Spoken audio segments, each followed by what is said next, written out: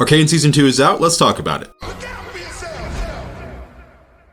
Season 1 ended on the cliffhanger of cliffhangers with Jinx's Hextech missile just barely cracking the window outside the council chamber, and Season 2 picks right back up with the bloody aftermath. There's been a lot of speculation about who's alive and who's dead in the council, and now we know. Metalman, the Dumb One, and Caitlyn's mom, Cassandra Kierman, are all out. Blondie, Gearbox, Mel, and Jace are all alive. Interestingly, Blondie and Gearbox are both permanently injured, while Jace and Mel both came out without a scratch. It's not stated explicitly just yet, but this probably has something to do with Mel's tattoo that we saw flash gold right before Jinx's missile hit in the last season, and likely confirms suspicions that Mel has some kind of magic protection over her that she shared with Jace. Victor, who is sitting right behind Jace, is crushed by the rubble, and in the first of many scenes I cried in, Jace rushes Victor back to their lab in a desperate attempt to save his life using the Hex Core. Victor gets the Han Solo treatment, and Jace is a wreck. Arcane's showrunners never do anything without a clear purpose, and the council member deaths are no exception. Right after the intro, we see Caitlyn dealing with the loss of her mom, starting her down a dark spiral that shapes her arc in Act 1. Kate gets the Kierman key from her dad, signifying the handing down of the family torch, and giving her access to the family secret files that come in handy later. Caitlyn tries to recruit Vi into going after Jinx and offers Vi an Enforcer badge. Vi naturally rejects the badge, but admits that her real sister Powder is gone for good, and Jinx is the only thing left. The remaining council members meet to decide if they should go to war with Zahn over the attack, and we already see Mbessa starting to sink her claws into the council by taking control over Councilman Sallow. Mel argues against going to war with Zahn, but is outvoted, but she puts her foot down on Hextech weapons.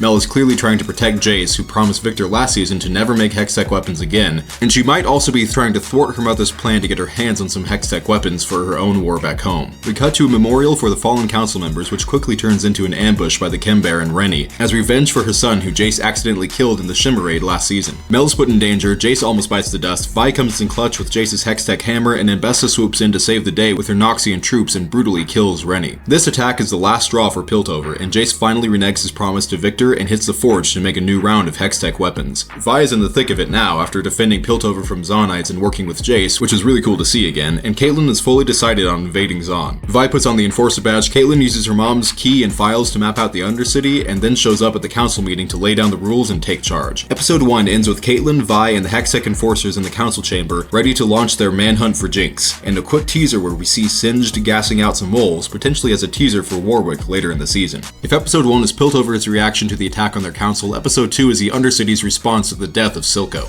We start with a cold open of Jinx burying Silco in the same lake where Vander tried to drown him years ago, and where Silco took Jinx in Season 1. Jinx struggles at first to let go of her second adopted father, but eventually lets him rest. After the intro, we get a really cool music video stylistically showing us the complete chaos that Zahn fell into without Silco. We see the Chembarons sitting around their council table, then each Chembaron dropping one by one, Silco disappearing, and the Chembarons turning on each other for control over Zahn. Then Jinx walks over all of them and into the conflict-ridden streets of Zahn. Jinx saves a little girl named Isha from a bowler hat gang, and Isha starts to follow her around almost like Powder used to with Vi in Season 1. Episode 2 also introduces us to the Greys, the toxic fumes from the Undercity factories that choke out the lanes. The Chembaron Smeech starts to take over an outpost in Zahn that's been overrun with the Greys, and we don't see exactly what happens, but he's clearly spooked by it. Savika calls a meeting with the remaining Chembarons and crime bosses to stop the infighting and unite them against Piltover. Smeech says they'll only do that if they hand over Jinx to the Enforcers, which Savika summarily vetoes, saying they don't hand over their own. Needless to say, the meeting doesn't go so well, and Savika goes back to Silco's old office to try and fix her broken Shimmer arm. Jinx pops in on her, and we get the first real look at these two bonding over Silco's death, and how they always had to do everything for him.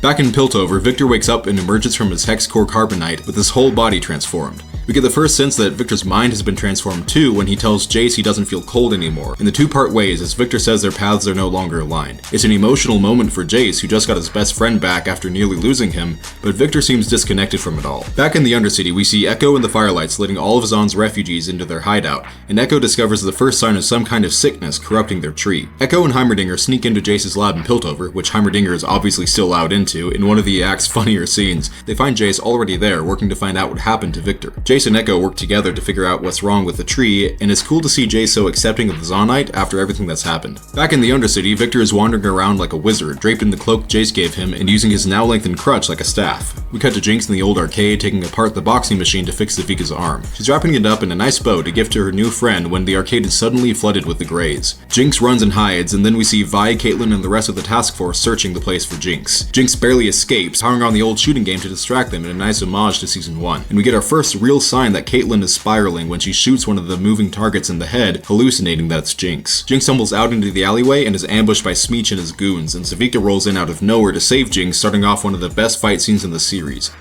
Jinx throws Savika her new arm, which now has a slot machine of new tricks literally up her sleeve. Jinx and Savika leave, officially working together now, and Isha follows them. We cut back to Victor and see he's not just blindly wandering, but following these glowing magic footprints, likely the hex core guiding him to where he's supposed to be. Huck sees Victor walking by and mistakes his hex-tech body for robotic chemtech augmentations that he can sell. Huck gathers up a bunch of other Shimmer addicts and follows Victor to what looks like some kind of ancient broken arcane gate in the base of the Undercity. There are actually a lot of hints and Easter eggs in this season that might indicate a magic-based origin to Piltover Zahn, which will be really fascinating to watch play out in the rest of the season. Huck pulls out a knife to try to kill Victor and take his gear, but Victor reaches his hand out and completely cures Huck in a glowing miracle. Huck falls to his knees and the rest of the Shimmer addicts do the same, and the episode ends with Victor having a Hextech Messiah moment in the Undercity. Chances are this turns into a cult of Victor in the next act, and that'll be a lot of fun to see. Episode 2 continues the teaser trend with Singed and Warwick, as we see Singed studying mutated cells and pulled teeth in his lab. In a lot of ways, Episode 2 is a second premiere for Season 2, and the showrunners really got to show off their animation prowess in this one. Episode 3 opens with the montage showing Caitlin at home learning that her mother was responsible for building the Undercity ventilation system that channels the Greys away from the factories, and Caitlin's task force using that ventilation system to release the Greys into the streets in front of them so they can use it as cover while they hunt for Jinx. The task force keeps pressing deeper into the tunnels under Zahn and stumbles on a trap laid for them by Jinx, with a strung-up former Smeechgoon left there to feed Vi and Caitlin just enough information to know where to find Jinx,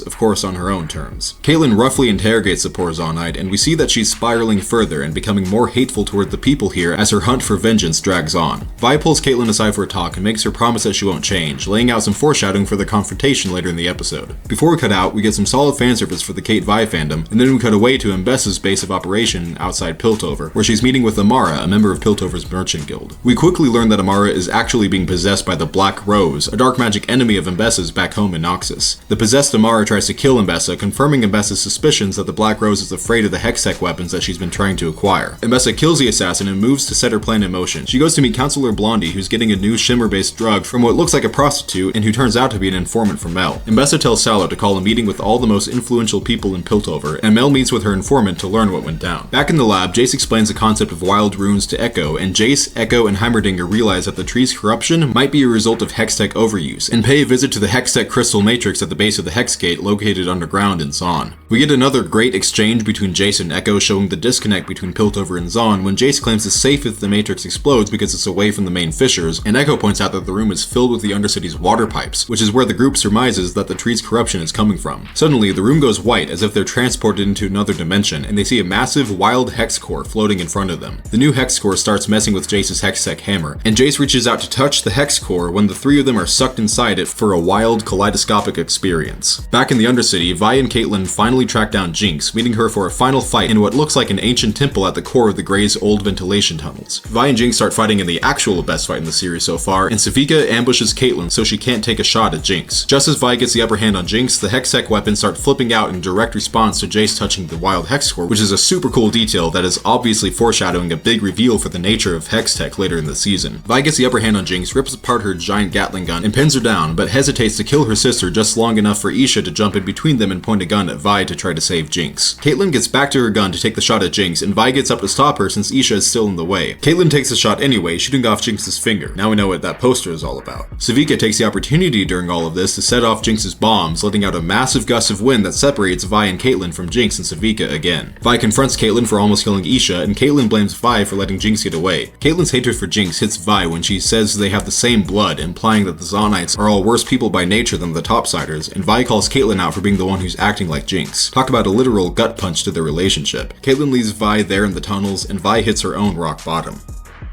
Back in Piltover, Jinx's bombs go off all across the city, alerting everyone to the reality of Zahn's siege against Piltover just in time for Mbessa's meeting with the Piltover elite. Mbessa lays out the harsh reality that they are at war with Zahn whether they like it or not, and that they need to declare martial law, lean on Mbessa's troops and experience, and elect a general to lead them. In a surprise move, Mbessa nominates Caitlin Kierman. As Caitlin accepts, with a surprising number of no-no German similarities, Mbessa lets out a grin, and we see enough flashbacks from her to reveal that she orchestrated the memorial attack, and that all this is actually what she's been planning since the council was bombed. It's a huge reveal, but it also makes perfect sense. Caitlin is the most capable candidate to lead Piltover in a war outside of Mbessa herself, and she's revenge-driven enough at this point to do whatever is necessary, including arming both the Enforcers and Mbessa's Noxian soldiers with Hextech weapons, exactly what Mbessa has been after since she arrived in Season 1. I'm taking bets in the comments now for how many episodes it takes Mbessa to turn on Caitlyn and take over Piltover for herself. Of course, all that could be stopped by Mel, but just before the meeting, we see Mel taken captive by the Black Rose, a scene cleverly foreshadowed in the new Season 2 intro. That scene also gave us a glimpse into Mbessa's motives, when Jace's mom tells Mel that she found records from Noxus indicating some unknown force has taken over most of Mbessa's holdings, something foreshadowed back in Season 1. Episode 3 continues the teaser trend with Singed basically donating his own blood to Warwick, wrapping up Act 1 and setting the stage for all-out war on multiple fronts in Act 2. Thank you all so much for watching, and let me know what you think of Season 2 so far in the comments below. I've heard some people say that the introduction of the Black Rose felt forced, but I personally saw it as the next logical development in Mbessa's story from Season 1, where it was pretty clear that some enemy of hers was becoming a real problem in Noxus, which is why she came to Piltover for Hextech weapons in the first place. There will be a lot more to talk about as the rest of the season comes out, and I personally cannot wait to see more of Cult Leader Victor and Cage Fighter Vi, or what we learn about Hextech and the true origins of Piltover's On. I'll make more episode breakdowns when Act 2 premieres next weekend, so stay tuned for that and I'll see you there.